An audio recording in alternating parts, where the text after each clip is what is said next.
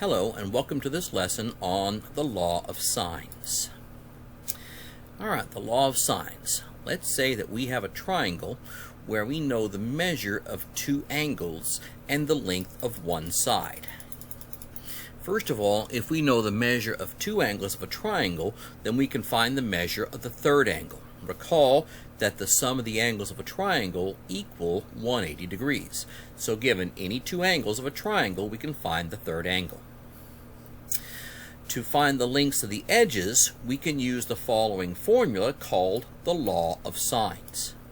So if we have a triangle where little a is the side opposite angle A, little b is the side opposite angle B, and little c is the side opposite angle C, then the law of sines says the sine of angle A divided by the length of side A, that is equal to the sine of angle B divided by the length of side B, and that is also equal to the sine of angle C divided by the length of side C. So let's take a look at an example. So for the following triangle, where angle A is 40 degrees, angle B is 80 degrees, and side B is 300 feet, we want to find the remaining angle and the other two sides. So to find angle C, well, the sum of the angles will give us 180 degrees. So A plus B plus C is 180. A was 40 degrees, B was 80 degrees. 40 plus 80 gives us 120. Subtracting 120 to both sides, and that gives us C is equal to 60 degrees. So the measure of angle C is 60 degrees. Now let's find the length of side A. So using the law of sines, the sine of angle A divided by the length of side A is equal to the sine of angle B divided by the length of side B. So plugging in the values that we had the sine of angle A was 40 divided by the length of side A is equal to the sine of 80 degrees, which was angle B, divided by the length of side B, which was 300. Cross multiplying, this gives us 300 times the sine of 40 is equal to A times the sine of 80. And to get my A by itself, I'm going to divide both sides by the sine of 80. So dividing both sides by the sine of 80, I get 300 sine 40 divided by the sine of 80, and A times the sine of 80 divided by the sine of 80, which is going to give us A is equal to 300 times the sine of 40 divided by the sine of 80. And if I use my calculator, this gives me A is approximately equal to 195.8. So the length of side A is going to be approximately 195.8 feet. Now let's find the length of side C. So the length of side C, using the law of sines, I have the sine of angle B divided by the side of B. Well, the reason why I picked this one again is because I know what angle B is and I know what the length of side B is from the very beginning. That's equal to the sine of angle C divided by the length of side C. So plugging in the values, I get the sine of 80 divided by 300 is equal to the sine of 60 divided by C. Cross multiplying, that gives me C times the sine of 80 is equal to 300 times the sine of 60. Dividing both sides by the sine of 80, so C times the sine of 80 divided by the sine of 80 is equal to 300 sine of 60 divided by sine of 80, and that gives us C is equal to 300 the sine of 60 divided by the sine of 80. And grabbing my calculator, this gives me C is approximately equal to 2.638. So the length of side C is approximately 263.8 feet. The law of sines can also be used when we know the length of two sides and the measure of an angle that is opposite one of the two sides. This is sometimes referred to as side-side angle. This type of problem has four possible scenarios. So scenario number one, we have no solution. So, example number 2. For the following triangle, where angle A is 40 degrees, side C is 12, and side A is 3. So finding the remaining angles and sides. Since we have side A and angle A, and we have side C, let's find angle C. Using the law of sines, sine of A divided by the length of side A is equal to the sine of angle C divided by the length of side C. Plugging in the values, I get sine of 40 degrees divided by 3 is equal to the sine of C divided by 12. Multiplying both sides by 12 to get that sine of angle C by itself.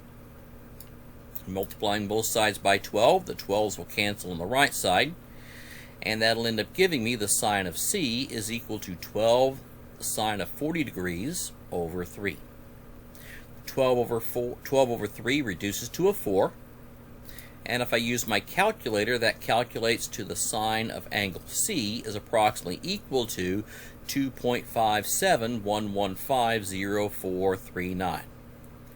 Now, if you remember, the output of a sine function must be between -1 and +1. So whenever you take the sine of an angle, you're always going to get a value that's between -1 and 1. That is out of bounds, so there's no angle that's going to make that work. Now, if you had taken the inverse sine of this 2.57, you would have gotten an error. So even your calculator would have told you. So that means that this triangle cannot exist.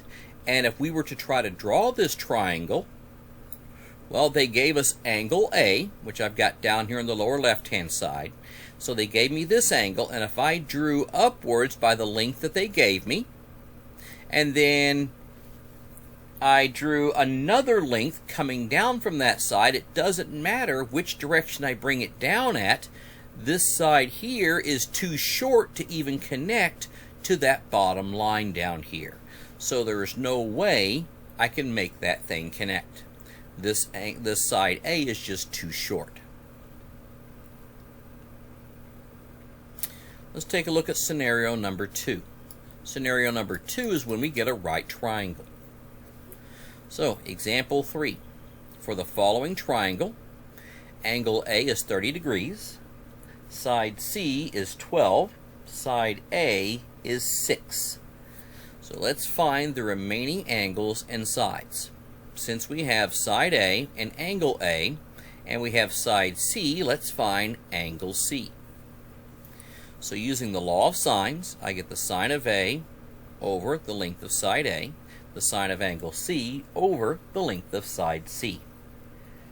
Plugging in our numbers, this gives us the sine of 30 degrees divided by 6 is equal to the sine of angle C divided by 12. Multiplying both sides by 12 to get sine of angle C by itself.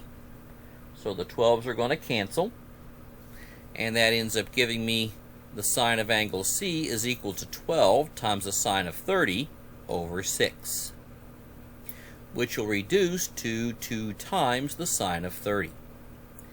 And if we calculate 2 times the sine of 30, then that gives us the sine of angle C is equal to 1.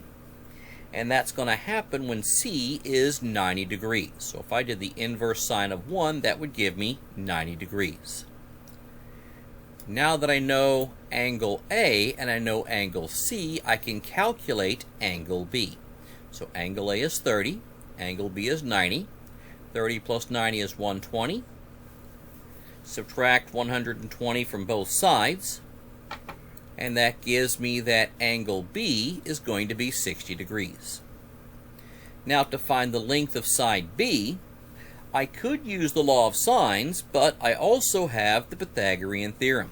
Since we have a right triangle, I can plug in the two sides we know.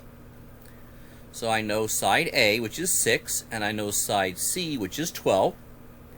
So I've got 6 squared plus B squared is equal to 12 squared, which gives me 36 plus B squared is equal to 144. Subtract 36 from both sides, and this gives B squared is equal to 108. Taking the square root of both sides, this gives me b is approximately equal to the square root of 108, which gives me that b is approximately 10.39. So the length of side B is approximately 10.39. Alright, let's take a look at the next scenario. The next scenario, we have one set of solutions. Well, the right triangle gave us one set of solutions, but this one we're not going to have a right triangle. So here I have angle A is 40, the length of side C is 12, and the length of side A is 16. So let's find the remaining angles and the remaining sides. Alright, since we have side A and angle A, and we have side C, let's find angle C. So using our law of sines, the sine of angle A divided by the length of side A is equal to the sine of angle C divided by the length of side C. So plugging in our values, I get the sine of 40 over 16 is equal to the sine of C over 12. Multiplying both sides by 12 to get the sine of angle C by itself. So multiplying 12 on both sides, well, on the right side the 12's cancel, and that gives us the sine of angle C. That is equal to 12 times the sine of 40 divided by 16. The 12 and the 16 reduces to a 3 over 4. So I have 3/4 times the sine of 40.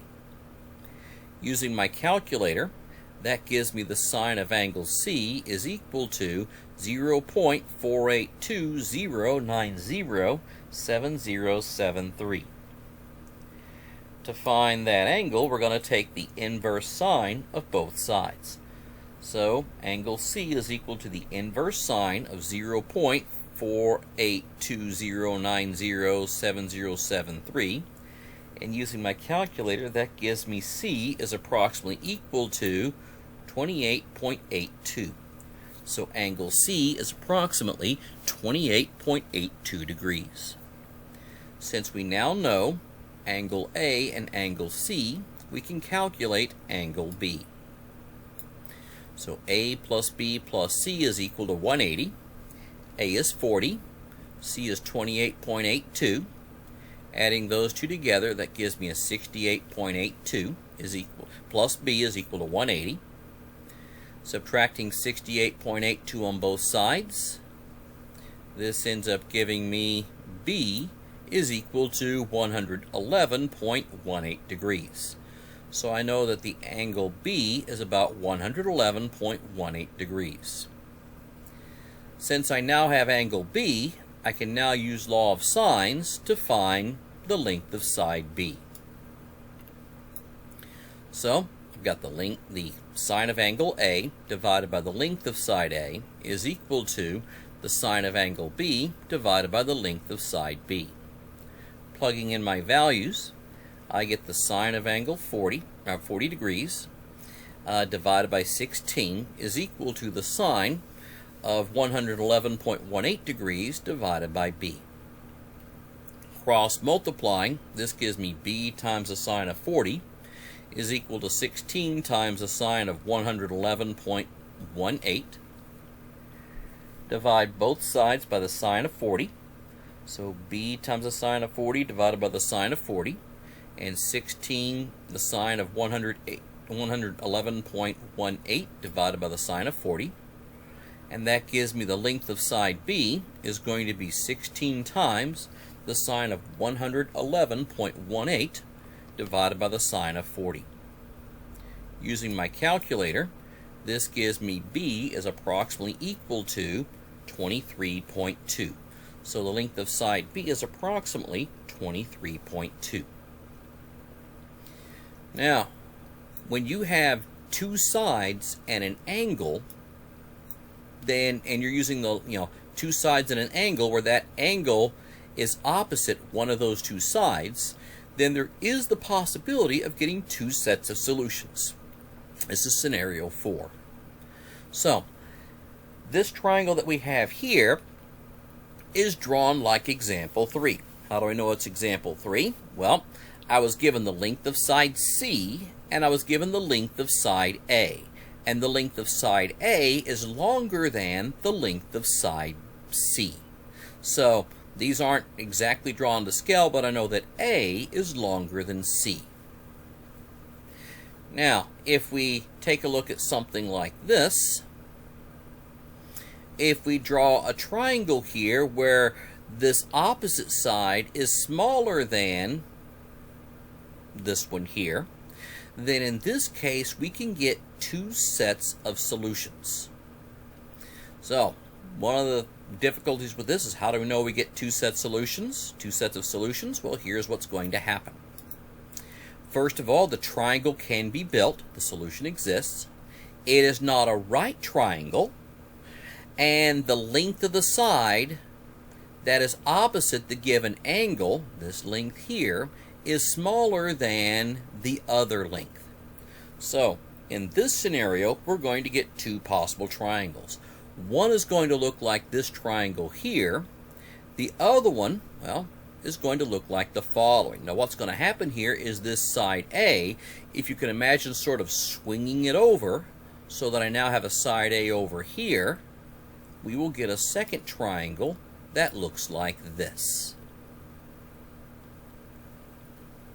Now when I built this triangle, I purposely built this so that this length here is the same as the length above.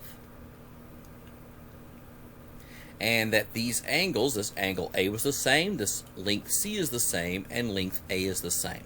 So there's two possible triangles that we can build there. And if you put them together, then here's kind of the two triangles.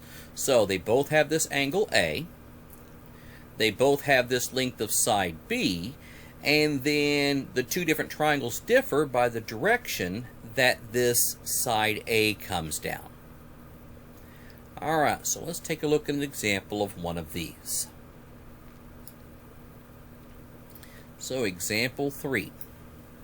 For the following triangle, where angle A is 40 degrees, side C is 12 degrees, and side A is 9 degrees. So the side opposite the angle, that side is smaller than C. So if this is not a right triangle and it's something that we can build, it doesn't give us a no solution, then we're going to have two sets of solutions. So finding the remaining angles and sides. Alright, since we have side A and angle A, and we have side C, let's find angle C. Now, I've already told you this has two sets of solutions, but I'm just going to go ahead and call this one C1. Again, I notice that this A is smaller than that C. So using my law of sines, I get the following. The sine of angle A divided by the length of side A is equal to the sine of angle C1 for the first triangle divided by the length of C.